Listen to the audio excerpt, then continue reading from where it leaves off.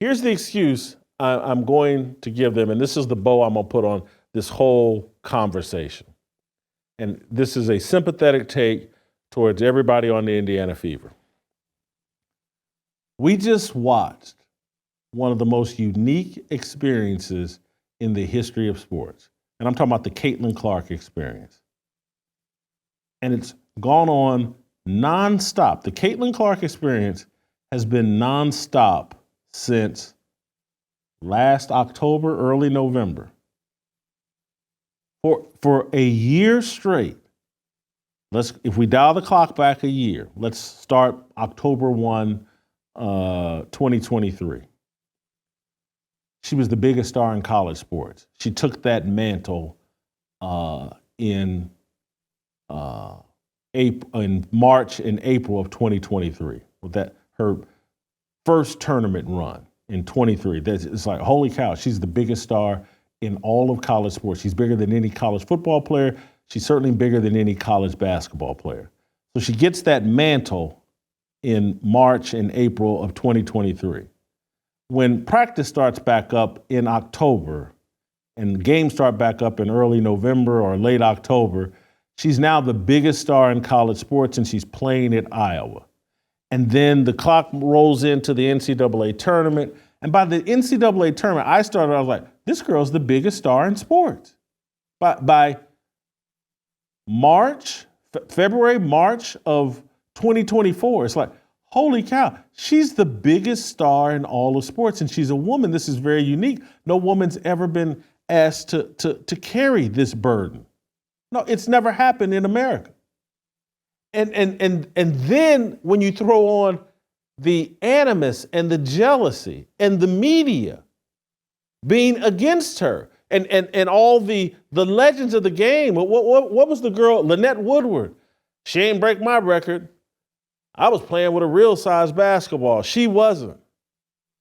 All of that. And it's like, oh, wow. And then obviously you have Angel Reese still trolling her and the people in the media being uncomfortable. And Paige Beckers is really the best player. And Paige Beckers, she understands her white privilege. Caitlin Clark doesn't. And so here's a woman that becomes the biggest star in sports earlier this year, February, around that time, and goes all the way through the NCAA tournament, ends in early April. The next week, or within a week or 10 days, they have the WNBA draft, and ratings fly through the roof. These women all dress up appropriately, mostly as women. The WNBA draft is this huge success, and it's like anybody that's paying attention, like, this is the biggest star in sports. And then a week or two later, she's into a WNBA camp. And then by early May, she's playing WNBA games. And the momentum just keeps going and going. And then she gets snubbed for the Olympics. And then, all the hatred from Cheryl Swopes and everybody in the WNBA, it just all keeps building and feeding on itself. She's having this incredible deal. And people are sitting out here asking her questions. I forget the guy that asked her the really stupid question, and she just said, hey, look, her answer wasn't these exact words, but it's just like, hey, I just want a ball. I don't want, and then WNBA players got upset. We don't have the privilege of just playing basketball. We have to care about these social issues. She's playing in a social issues league that wants to wear shirts that say vote, wants to scream Black Lives Matter, wants to push some sort of political agenda. She just wants the ball. She just wants to be the best basketball player. And she's caught up in this political deal, and she's caught up in this racial discussion, and she's dealing with Nike, an organization that got her on a bargain basement deal and is telling her, well, we're going to wait to promote you until we're done promoting Asia Wilson. And she's in the middle of all of these racial discussions that she has nothing to do with, wants nothing to do with, and then they're demonizing her fans. And these Indiana Fever players are all caught up in the middle of this too. They're all having conversations they used to not have.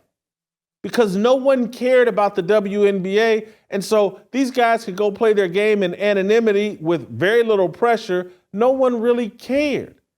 And now they're in this bubble. Every arena they go to is filled to the rim. There's all this conversation. It's all exhausting.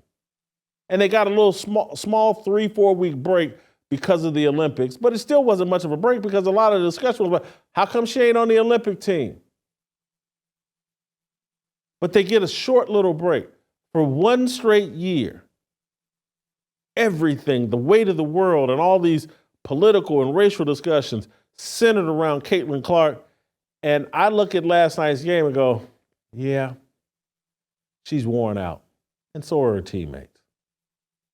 The play with Fag Benlay where they had her tied up and everybody just kind of walked away, I was like, oh man, they can't wait to get to Cancun. They're going to give their best effort. They wanted to win that game, but I think there was also part of them to just, let me get to Cancun, let me get out of this bubble. I need a break. They were exhausted. And that's why I have to tip my hat to them for the effort that they gave, the way they rallied, the way they fought, the way Caitlin Clark revealed that she's not a punk, the way that Erica Wheeler revealed, I got your back. Because that's I've been waiting all season. And I know Aaliyah Boston has been supportive of Caitlin Clark, but Aaliyah Boston has a different personality. Aaliyah Boston, from my vantage point, is one of the nicest people on the planet. I would love to meet Aaliyah Boston. She seems like an incredibly nice person. If I got in a fight, I would love to know Erica Wheeler. If I needed to win something and be super competitive, I'd like to know Erica Wheeler. And so I just, hats off to Caitlin Clark, hats off to the Indiana Fever, hats off to Christy Sides. And not the perfect coach, but a young coach that helped them get through. And even if they fire her, which I kind of hope they don't, that she needs to be given a chance to grow with this team. But if they fire, she will have laid an incredible foundation for the next coach. It's kind of like Mark Jackson, what he did for the Golden State Warriors.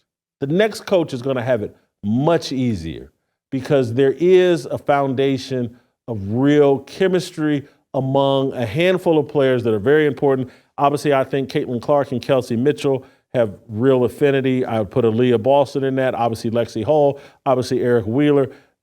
You can add some athletic pieces around now a core foundation of players that are all moving the same direction, all have Caitlin Clark's back, will know what they're getting into next season. And now maybe you can work on the details.